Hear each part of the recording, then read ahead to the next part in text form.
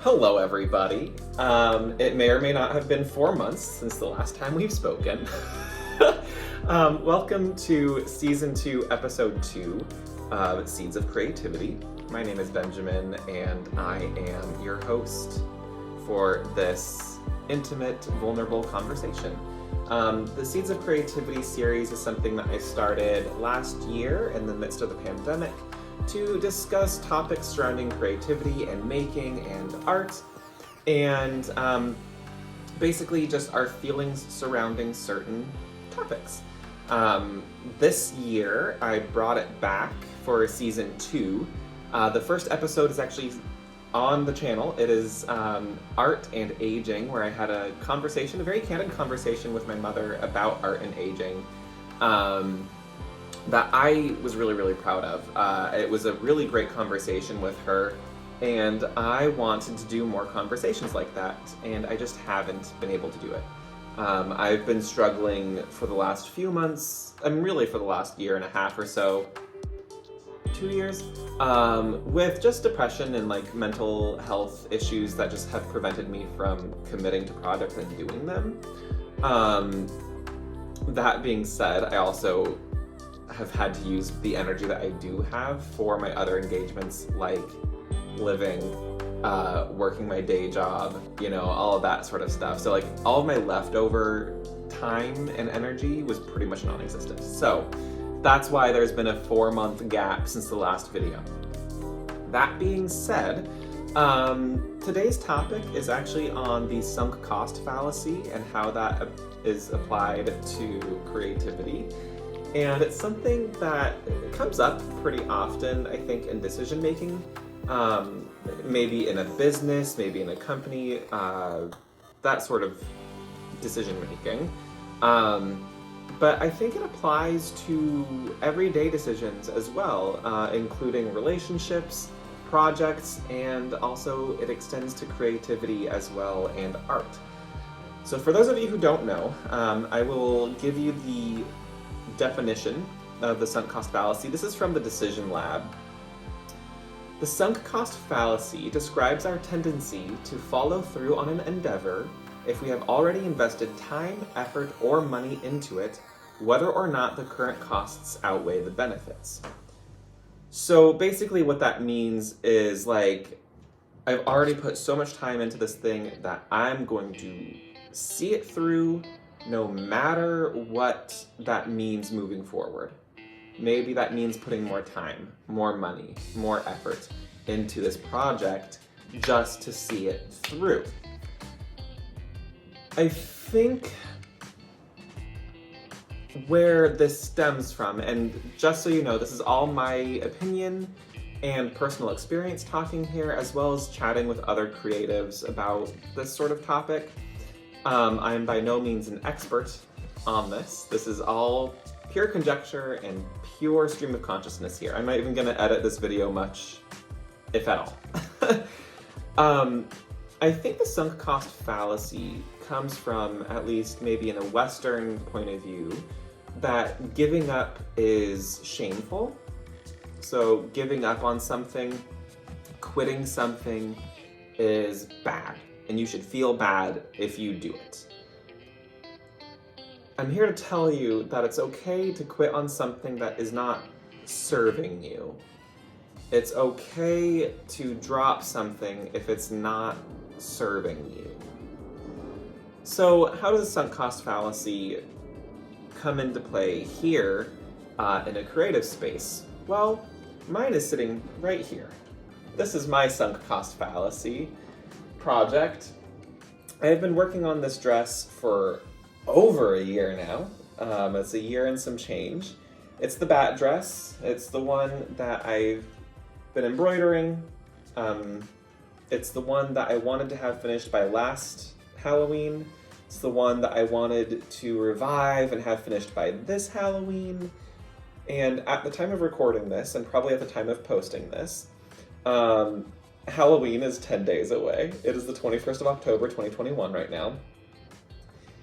And it's just not gonna happen. Like, I have put so much time and so much energy into this. I probably spent over 100 hours working on this project, and I'm not done with it at all. But the problem is that every time I try to work on it, or every time I look over at the dress form in my studio, I feel this immense amount of shame that I haven't finished it. I feel this immense amount of pressure that like I haven't been posting enough updates on it on social media, that I haven't been documenting this process nearly enough, that I don't put enough time into the project. You know, all of these things are weighing on me. And I'm at this point now where I've got to take my own medicine. So when I used to teach the Design on the Fly weaving course back in Colorado, when I was still teaching out there, I would always tell my students that if they had a project on their loom that they just weren't vibing with, that they weren't feeling, that was preventing them from creating more, cut it off. Cut it off your loom. It's just yarn. It is just yarn. And I mean, this is just fabric. You know, right? Like, that's all it is. It's just fabric. So the reason I say just cut it off is because while it's a very scary decision at first, it's such a liberating decision. It's such a liberating feeling. And at the end of the day, we're artists. We're creators. We are meant to create. And if there is something, I don't know if you can hear the sirens. Living in Los Angeles is so much fun when you try to record a video. When you're a creator, when you're an artist, your job is to create, and it's your pleasure to create. It is our divine right to create and to make beautiful things. And that means that what we have to do is anything that prevents us from doing that, we have to excise out of our lives, right? I'm not saying like, oh, I couldn't create because I had my kid's basketball game. That's not what I'm talking about. That's just a time management thing. But I'm talking about these psychological barriers that we have between us and creating something.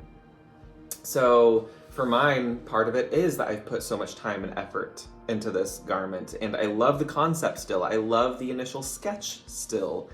And maybe someday I want to see it fully fledged and finished again the way that I pictured it in my head. But unfortunately, I'm at this point where I'm not going to be the one to do that.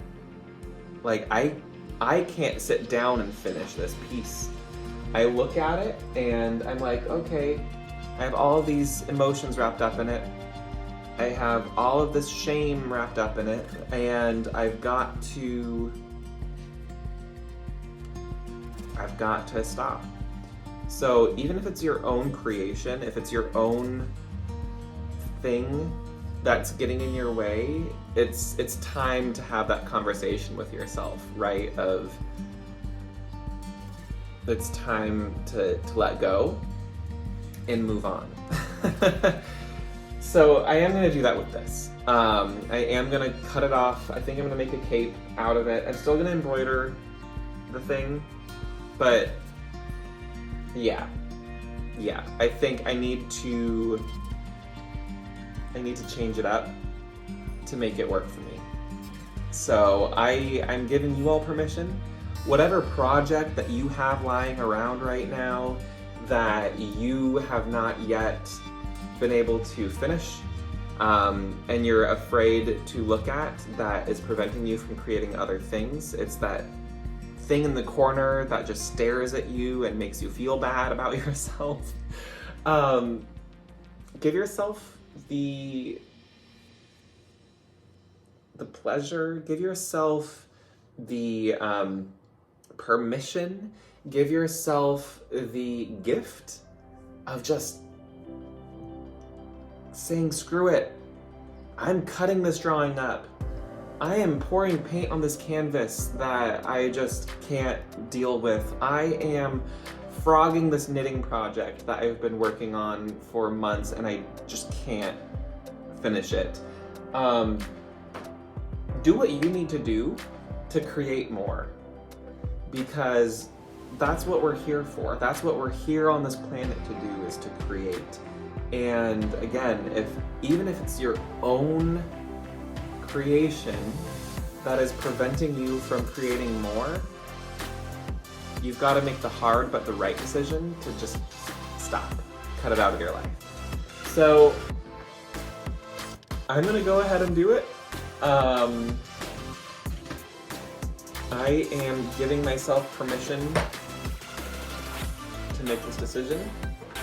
Hopefully this will not give you anxiety, but it will give you some permission to do this with your own projects. And I am just gonna cut it right above the waist.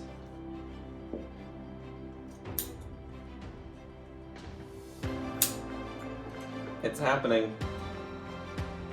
I can already feel an immense amount of relief coursing through my body. I am feeling an immense amount of just freedom cutting this off. And I know that I can give it a better and new life as something else. I'm not going to waste any of this fabric because A, I believe in sustainability, and B, there's nothing wrong with much of the outfit. The bodice is great, the dress is great, or the skirt is great, but they don't belong together. And that's okay.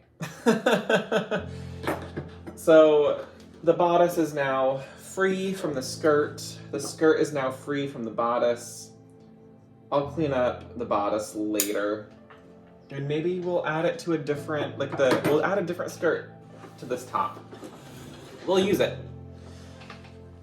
And now the skirt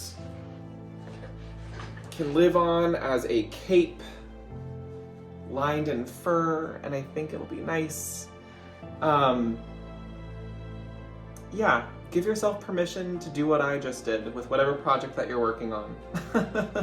Let it live a different life, a better life, a more fulfilled life, and get it out there in the world. Do what you need to do. I'm gonna sign off from this video now. I hope it won't be another 4 months before my next Seeds of Creativity video. Hopefully it'll only be another month. I do try to mentally, I want to do them on a monthly basis. So it just means I need to have a little bit more foresight on my part. And I'm finally feeling like I have the energy to do that and to think about that. So I'm happy to move forward with that. It's not always easy. It's not always easy. I've just got to put that out there. It's been a doozy of a couple of years, and I still struggle with my mental health and well-being, but the fact is I'm working on it. I hope you all are doing well. I hope you all take this video and run with it. I will see you in the next video, which will probably be episode 3, season 2, episode 3 of Seeds of Creativity. Let me know what you want me to talk about, actually, in that next video, because I'm glad to take your feedback and the things that have been plaguing your mind. Maybe I have some stuff to talk about. I don't know. Anywho, I hope you all are well. Love you so much. Stay happy, stay creative, stay healthy. I'll see you in the next video.